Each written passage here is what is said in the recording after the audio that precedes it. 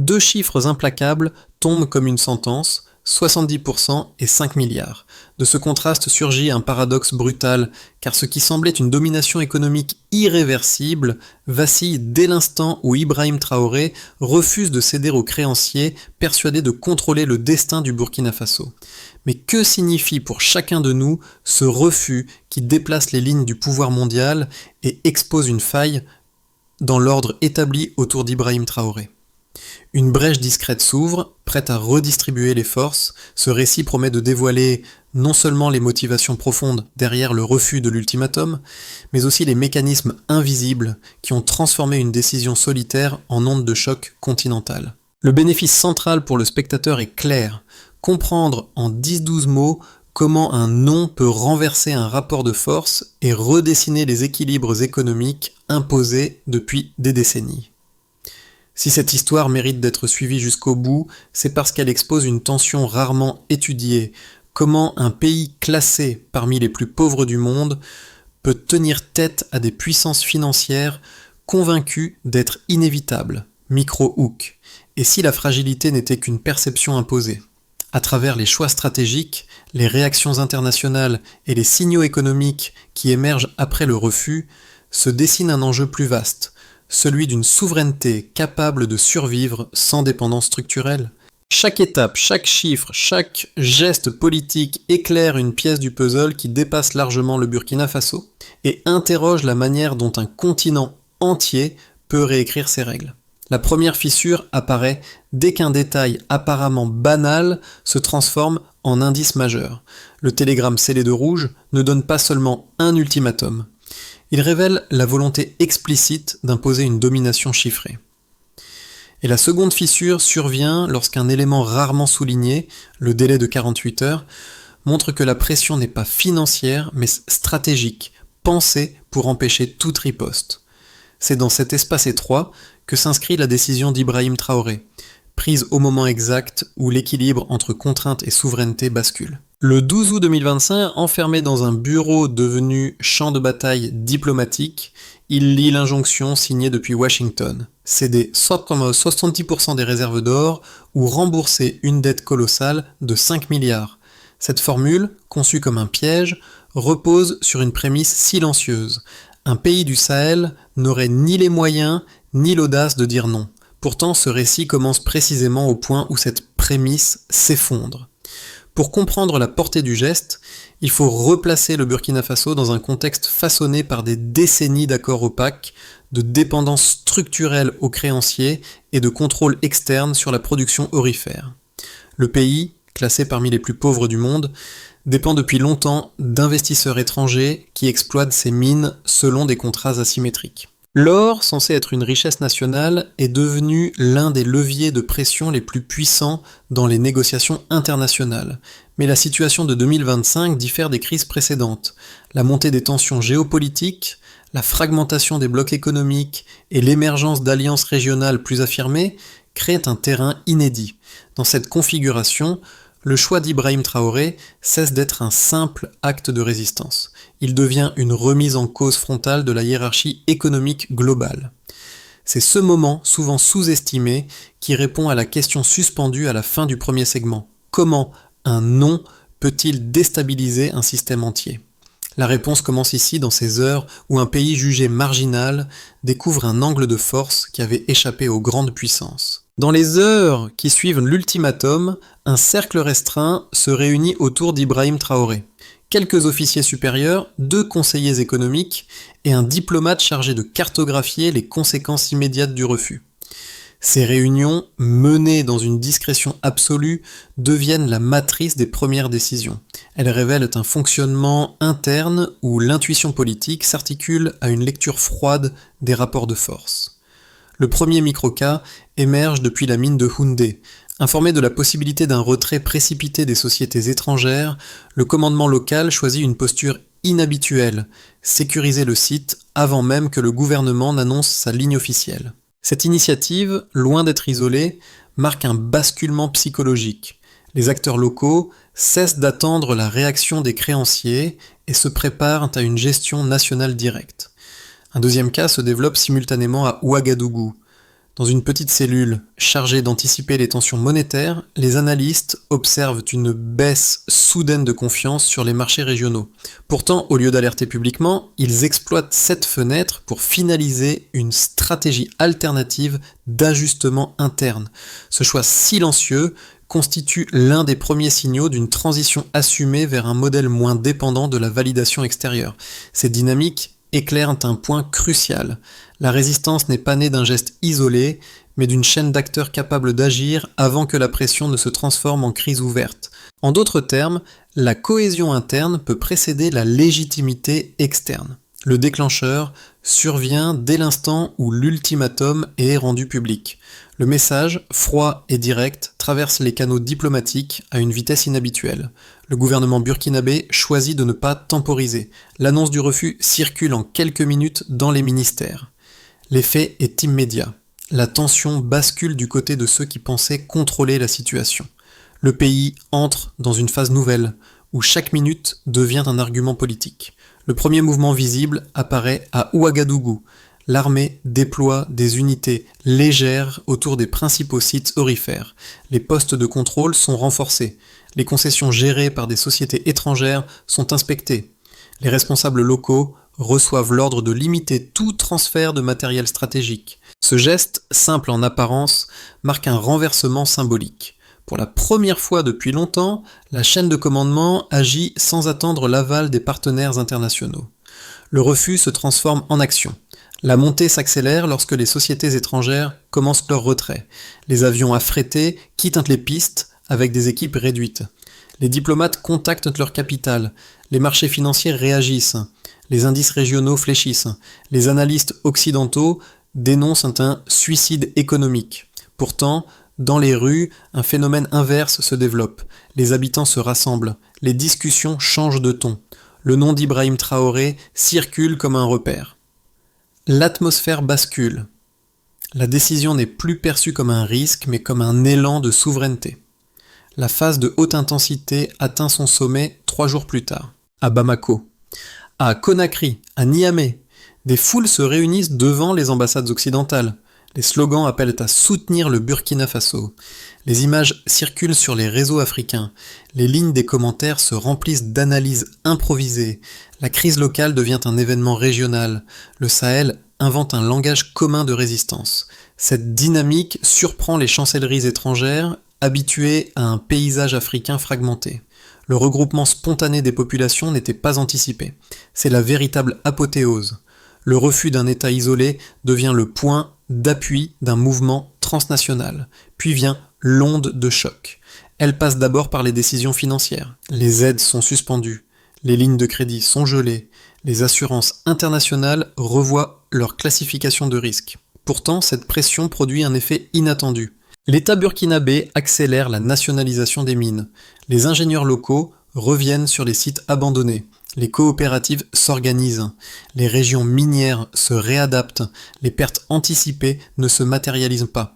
Une économie interne naissante prend la place du système précédent. Elle n'est pas encore stable, mais elle fonctionne. Parallèlement, une recomposition diplomatique s'esquisse. Les capitales occidentales critiquent. Les pays du Sahel dialoguent. Les partenaires non occidentaux observent et approchent. La géopolitique se reconfigure sous les yeux d'un continent qui découvre une brèche. Ce n'est plus seulement une affaire d'or, ni une question de dette, c'est une bataille pour la marge d'autonomie réelle dans un monde polarisé. Et la ligne d'événements laisse une conclusion nette.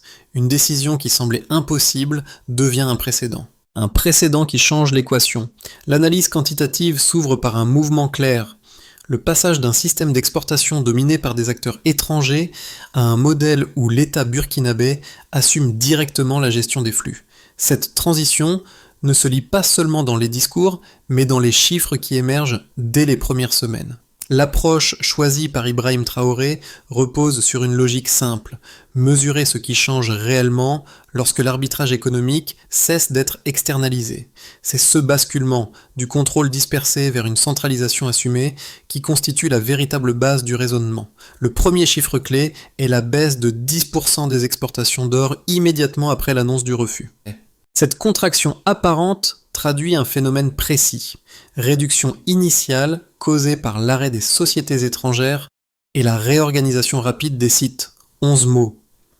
Ce recul, loin de signaler un effondrement, marque la fin d'un cycle où les volumes exportés ne reflétaient pas réellement la valeur captée par l'État.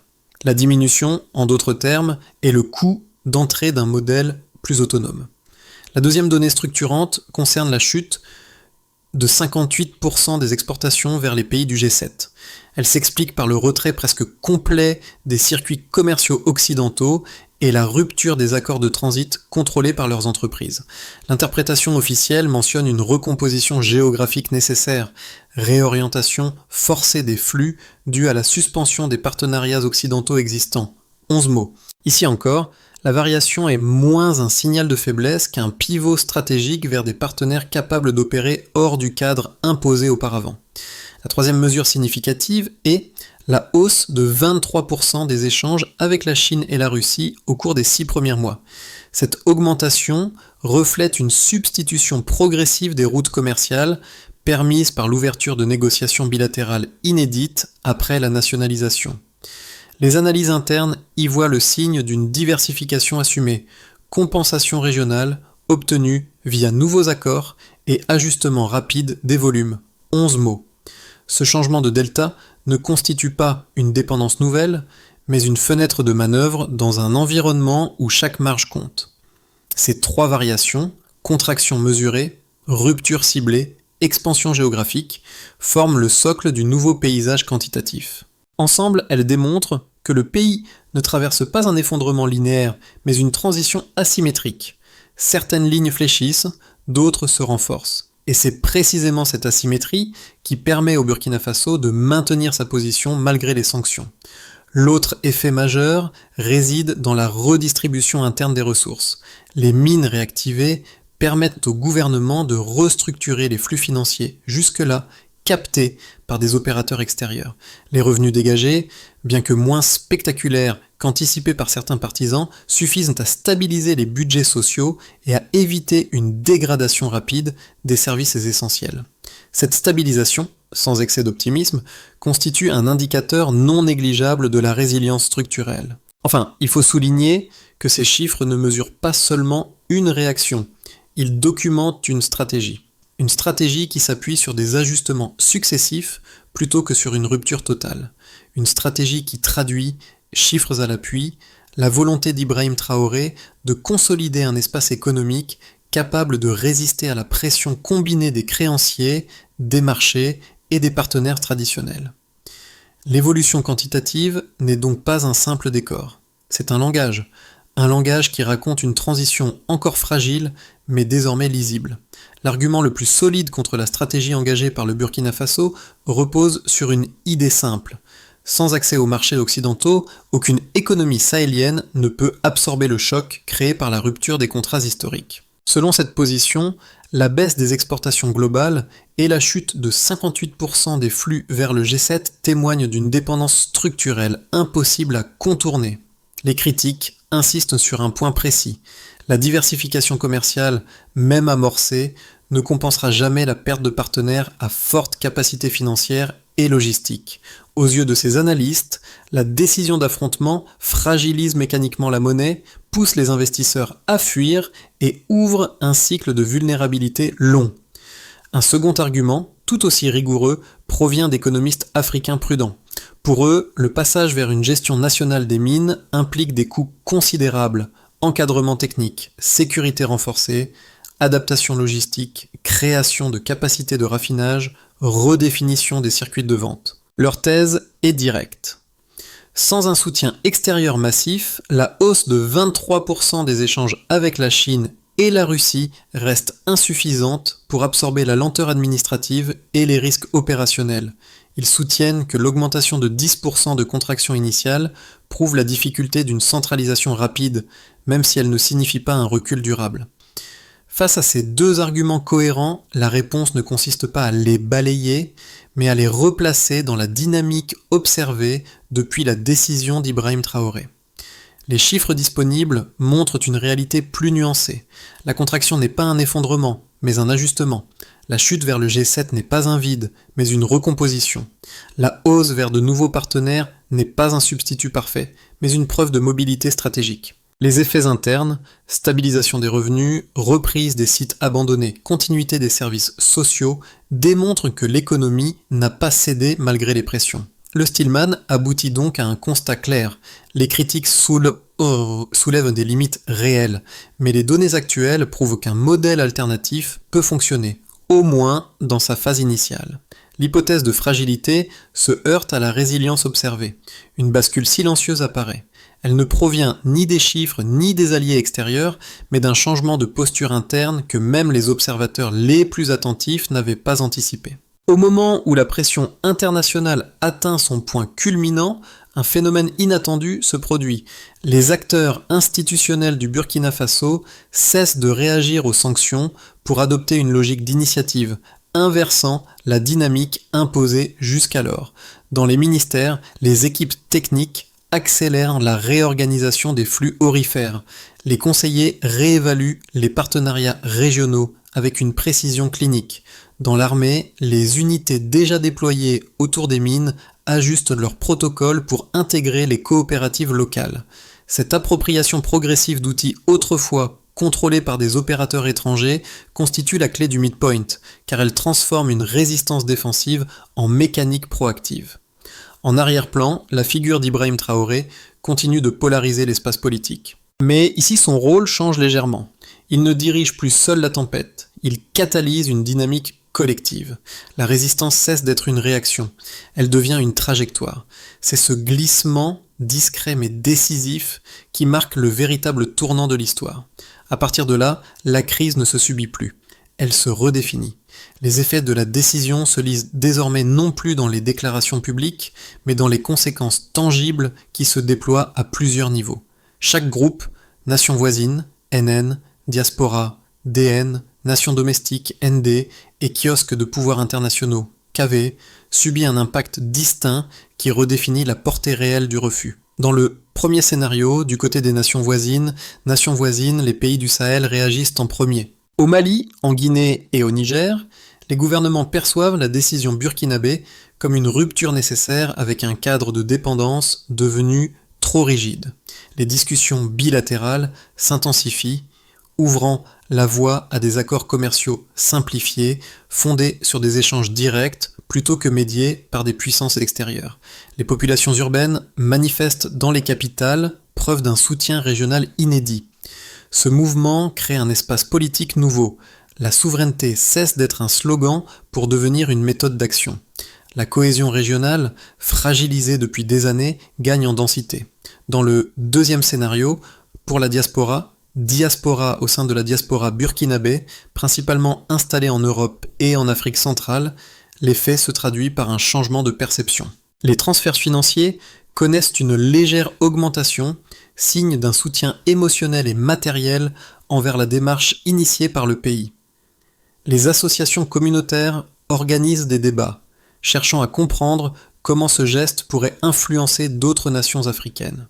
La décision d'Ibrahim Traoré devient un repère qui restructure les conversations identitaires, non par nationalisme, mais par désir de réévaluer la place de l'Afrique dans un système mondial souvent défini de l'extérieur.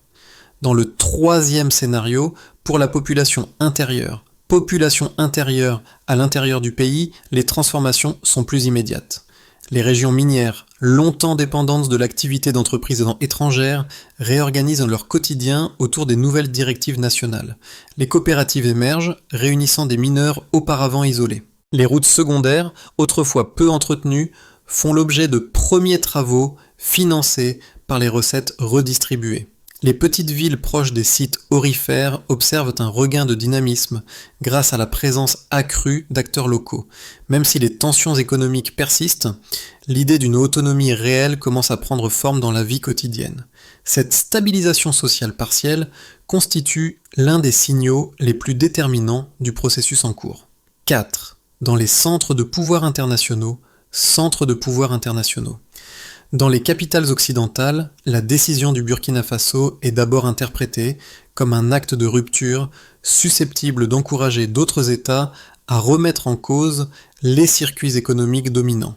Les institutions financières réévaluent leur classification de risque. Les gouvernements adoptent une communication plus prudente pour éviter de nourrir un discours panafricain déjà en expansion.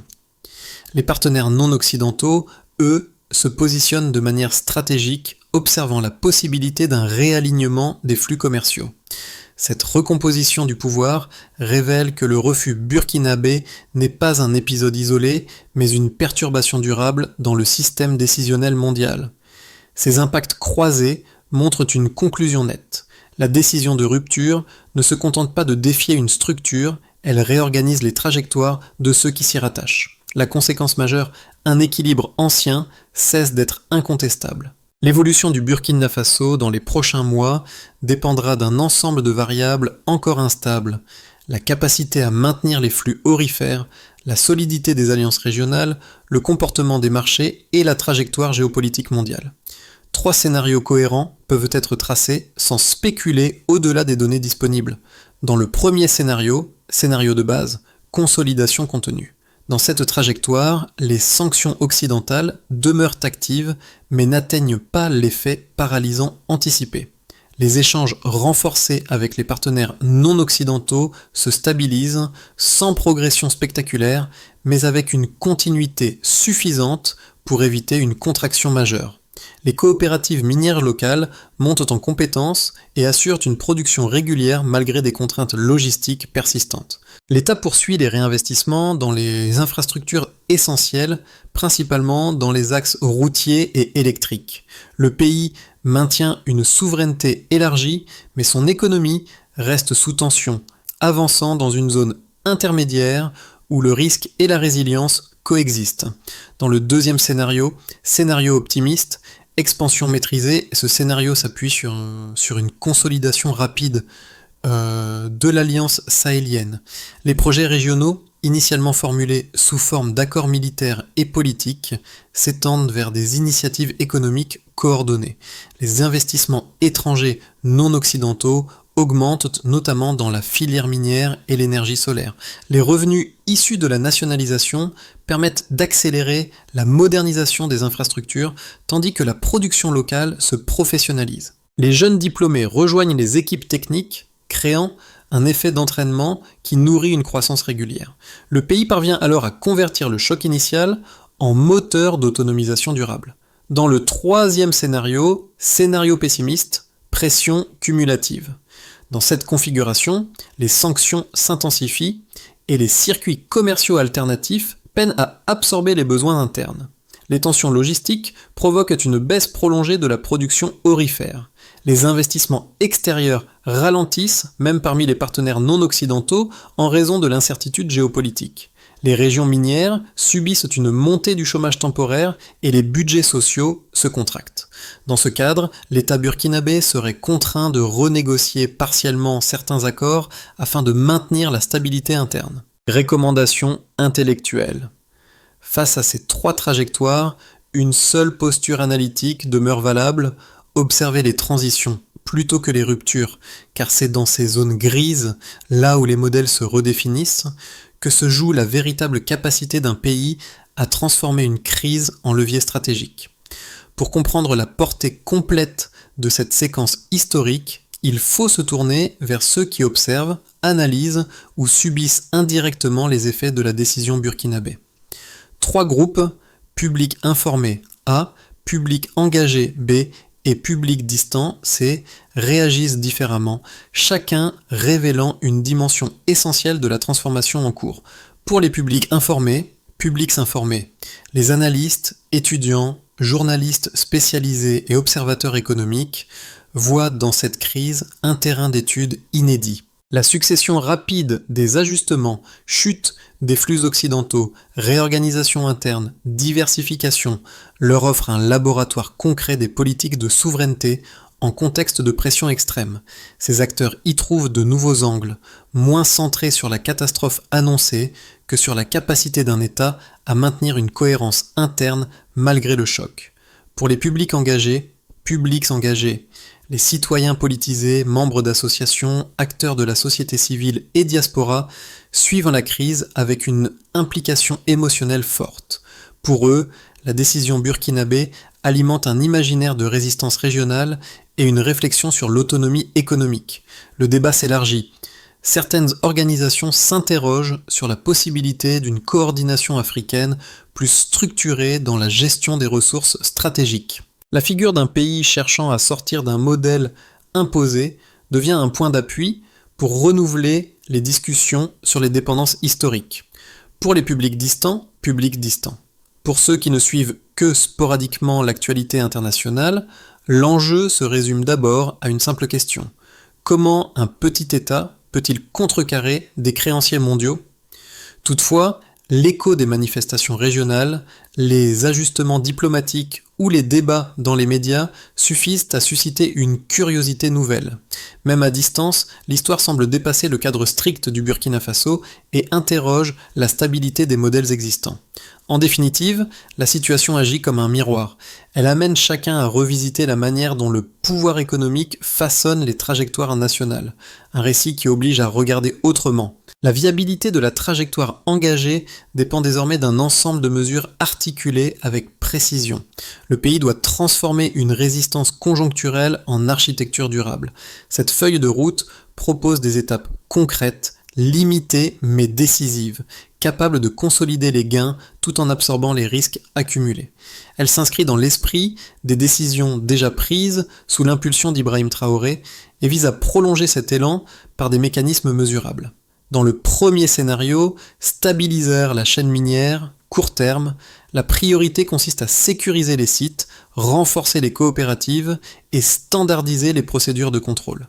L'objectif est simple, éviter toute interruption brutale de la production. Une unité technique dédiée pourrait coordonner les audits, garantir la traçabilité et structurer les premiers volumes raffinés localement. Cette étape crée un socle sans lequel rien d'autre n'est viable. Dans le deuxième scénario, diversifier les circuits commerciaux court-moyen terme. Le pays doit réduire sa dépendance aux flux bilatéraux. Une plateforme d'échange régionale, partagée avec le Mali et le Niger, permettrait d'absorber les variations logistiques et de négocier des volumes plus stables. L'enjeu ici est de limiter l'exposition aux sanctions tout en offrant une alternative crédible aux partenaires internationaux.